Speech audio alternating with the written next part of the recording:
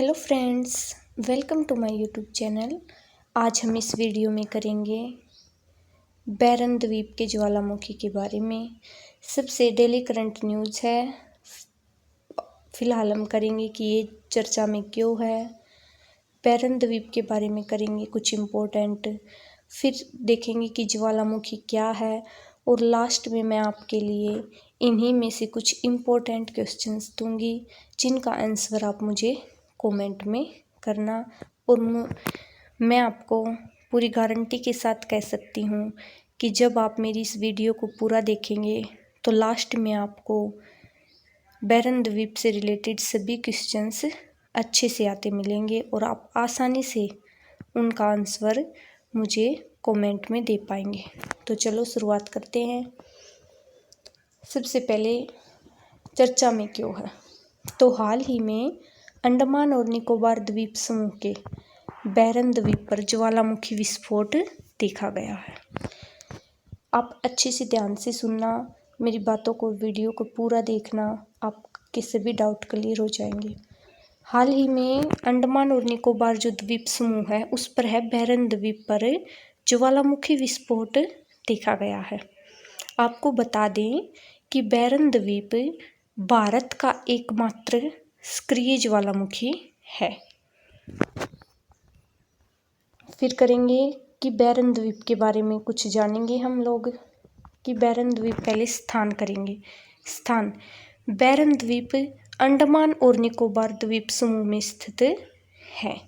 तो अगर आपसे कोई पूछे कि बैरन द्वीप कहाँ पर है, तो बैरन द्वीप जो वो अंडमान निकोबार द्वीप समूह में स्थित है। सक्रिय ज्वालामुखी बैरन द्वीप जो है यह भारत का एकमात्र सक्रिय ज्वालामुखी है। पहला विस्फोट जो बैरन द्वीप पर जो पहला विस्फोट हुआ था वो दर्ज किया गया है 1787 में। बहुत ही इम्पोर्टेंट पॉइंट है, क्वेश्चंस आ सकता है एग्जाम में, तो अच्छे से करना। फिर करेंगे कि 1787 के बाद बैरन द्वीप ज्वालामुखी में बाद में कितने और विस्फोट हुए, तो 1991 में हुआ, 2005 में, 2017 में और 2022 में भी विस्फोट दर्ज किए गए थे 1787 के बाद। 1991, 2005, 2017 और 2022 में। फिर करेंगे जनसंख्या इसकी, तो यह द्वीप जो है वो पूरी तरह से निर्जन है, यहाँ कोई स्थायी बस्ती नहीं है। फिर है कि बैरन द्वीप जो है वो पोर्ट ब्लेयर से लगभग 140 किलोमीटर की दूरी पर स्थित है। कि बैरन द्वीप पोर्ट ब्लेयर से कितनी दूरी पर स्थित है, लगभग 140 किलोमीटर की दूरी पर स्थित है। बैरन द्वीप का कुल क्षेत्रफल 8.34 वर्ग किलोमीटर है और इसके निकटतम द्वीप स्वराज द्वीप और नारकोंडम द्वीप हैं। ये हो गया बैरन द्वीप के बारे में। अब हम करेंगे ज्वालामुखी क्या है। तो ज्वालामुखी क्या है, परिभाषा ज्वालामुखी जो है वो पृथ्वी की सतह पर एक प्राकृतिक संरचना है, छिद्र के रूप में, जहाँ से लावा, राख, गैस और गर्म चट्टानें सतह से बाहर निकलती हैं। यह कैसे बनता है, तो पृथ्वी की जो आंतरिक परत है मांटल में बहुत गर्म और पिघला हुआ चट्टान या मगमा जमा होता है। जब यह मगमा उच्च दबाव और गर्मी के कारण सतह की कमजोर जगह से बाहर निकलता है तो ज्वालामुखी फटता है। ज्वालामुखी के विस्फोट से लावा बहता है और समय के साथ यह पर्वत या द्वीप का रूप ले सकता है। जो लावा निकलता है वो बहुत कठोर होता है, बाद में कठोर हो जाता है और समय के साथ, पहले नहीं होता लेकिन बाद में कठोर हो जाता है और वह समय के साथ पर्वत या कोई द्वीप का रूप ले लेता है। अब हम करेंगे कि ज्वालामुखी कितने प्रकार के होते हैं। तो ज्वालामुखी 3 प्रकार के हैं। सक्रिय जो मतलब अभी भी फट सकते हैं, या मतलब जो सक्रिय हैं जो लगातार फट रहे हैं, जिनमें से लगातार लावा निकल रहा है, वे हैं सक्रिय। एक होता है सुप्त या निष्क्रिय, जो वर्तमान में तो शांत है लेकिन भविष्य में फट सकते हैं, उनका कोई भरोसा नहीं है और ना ही ये तय किया जा सकता कि वे कब फटेंगे, लेकिन ये जरूर है कि वे फिलहाल शांत है लेकिन कभी फट सकते हैं।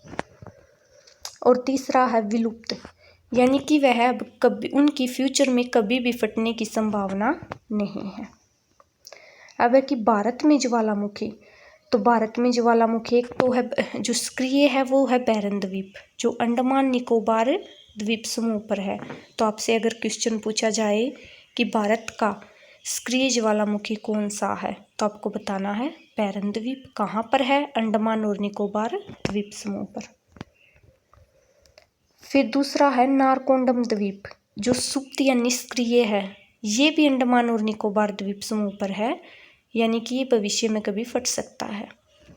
और तीसरा है डेक्कन ट्रैप्स, जो विलुप्त है, जो महाराष्ट्र में और उसके आसपास के इलाकों में है, जो जिनकी कोई भी संभावना नहीं है कि ये कभी फटेंगे।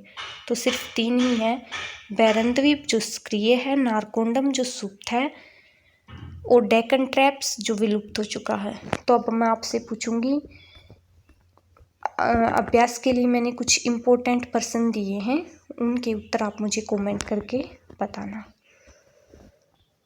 भारत का एकमात्र सक्रिय ज्वालामुखी कौन सा है? नारकोंडम द्वीप, डेक्कन ट्रैप्स, बैरन द्वीप या मणिपुर? मुझे आंसर कमेंट करना। क्वेश्चन 2, बैरन द्वीप भारत के किस द्वीप समूह में स्थित है? लक्षद्वीप, अंडमान निकोबार, गोवा या अलीगढ़? बैरन द्वीप का कुल क्षेत्रफल कितना है? 5.5 वर्ग किलोमीटर, 8.34 वर्ग किलोमीटर, 12 वर्ग किलोमीटर या फिर 10.5 वर्ग किलोमीटर? फ्रेंड्स, सभी सिर्फ इम्पोर्टेंट पॉइंट्स ही मैंने आपको समझाए हैं जो आपको पता होना चाहिए। बैरन द्वीप के निकटतम द्वीप कौन से हैं? नारकोंडम और स्वराज द्वीप, लक्षद्वीप और गोवा, अलीगढ़ और मणिपुर या कच्छ और सूरत? बैरन द्वीप किस टेक्टोनिक प्लेट के जंक्शन पर स्थित है?